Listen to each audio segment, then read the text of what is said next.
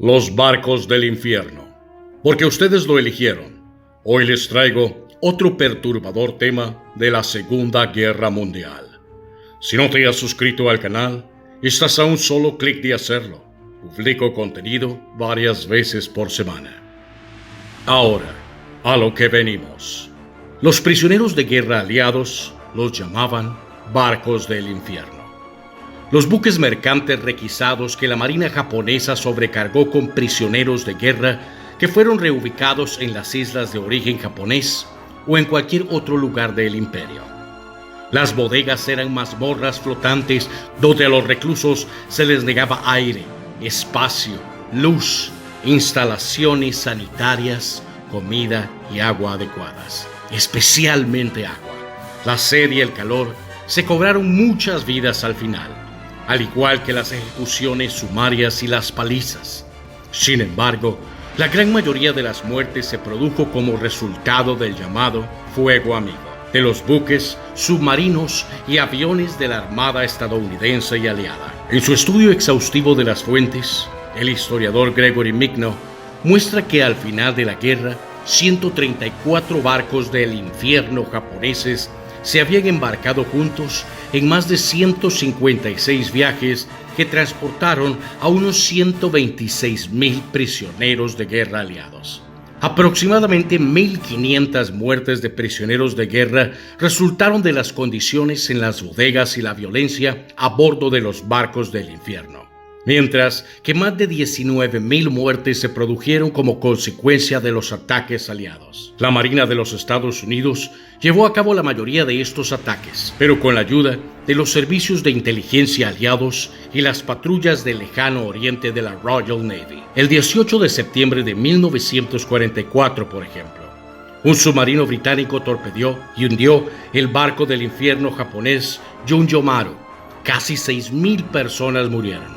4,120 trabajadores japoneses y 1,520 prisioneros de guerra aliados. El Imperio de Japón requirió una gran cantidad de trabajadores, a menudo esclavizados o coaccionados, y enormes cantidades de petróleo y otras materias primas para librar la guerra contra los aliados, particularmente Estados Unidos, quienes eran ricos en recursos.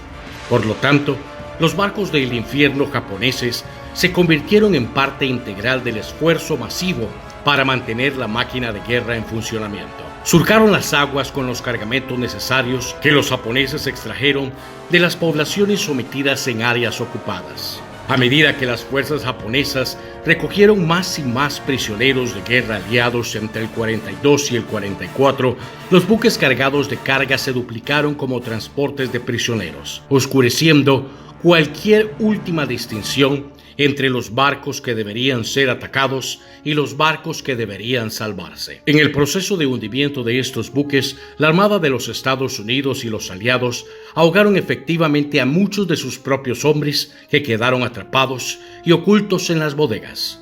Estos hombres y los otros prisioneros de guerra debajo de la cubierta no eran, por supuesto, el objetivo de los aliados. Los objetivos eran los buques como tales, las personas y los suministros a bordos que eran necesarios para la continuación del esfuerzo bélico japonés. Montevideo Maru se convirtió en el primero de los barcos infernales hundidos por la Marina de los Estados Unidos, el 1 de julio de 1942. El submarino del teniente comandante William L. Wright, el Sturgeon o SS-187, había estado persiguiendo su objetivo durante varias horas antes de finalmente lanzar un ataque de torpedo en las primeras horas de la mañana. A los pocos minutos de la primera explosión, Montevideo Maru se hundió por la popa. Ni siquiera hubo tiempo para bombear las bodegas o bajar más de unos botes salvavidas. Más de 1,000 soldados australianos y 200 miembros del personal administrativo australiano capturados por los japoneses en Nueva Guinea, el archipiélago de Bismarck y las Islas Salomón se hundieron con el barco. Las transmisiones de radio interceptadas fueron la fuente de información más importante de los aliados sobre los buques mercantes requisados por Japón. Los comandantes de estos barcos enviaron 2 comunicaciones diarias al cuartel general del ejército japonés y estas comunicaciones habrían incluido recuentos de prisioneros de guerra para interceptar, decodificar y actuar sobre estas transmisiones, los aliados establecieron el Centro Conjunto de Inteligencia del Área del Océano Pacífico en septiembre de 1943. Unidades de inteligencia aliadas en Australia y en otras partes de la región monitorearon el tráfico de radio japonés y de otros países del eje, y se basaron en las habilidades del descifrado y traducción de mujeres y hombres en las instalaciones de inteligencia en Bletchley Park, Inglaterra, Delhi, India, Colombo y Ceilán. Hecho su trabajo, los mensajes interceptados ahora constituyen inteligencia procesable. Esta inteligencia procesable fue luego editada para su uso en ultras, abreviatura de comunicaciones ultra secretos que envían a los comandantes del teatro de guerra. A continuación, estos comandantes de teatro leerían a los ultras y decidirían qué información entregar a los comandantes de barcos aliados. Al final, los comandantes del barco recibieron lo mínimo: nombre del barco, ubicación, destino, tamaño aproximado y defensas. En algún lugar de la cadena entre el descifrado de la intercepción y la transmisión de información a los comandantes de los barcos, se eliminaron detalles sobre los prisioneros de guerra. Los comandantes de barcos individuales no habrían sabido que sus objetivos contenían prisioneros de guerra aliados o incluso civiles japoneses. En los últimos años de la guerra, además, se intensificaron los esfuerzos por hundir los buques mercantes requisados por Japón. A principios de 1944, los esfuerzos de los trabajadores de inteligencia registraron un aumento en el tráfico de radio en Filipinas y, por lo tanto, interceptaron más mensajes con mayor frecuencia. En los 2 primeros meses de ese año, según el archivero Lee Gladwin, los analistas y sus asistentes generaron más de 3.700 fichas como medio de organizar la información sobre la ocupada flota de buques mercantes requisados de Japón. Para el otoño de 1944, el tráfico de radio se había vuelto frenético.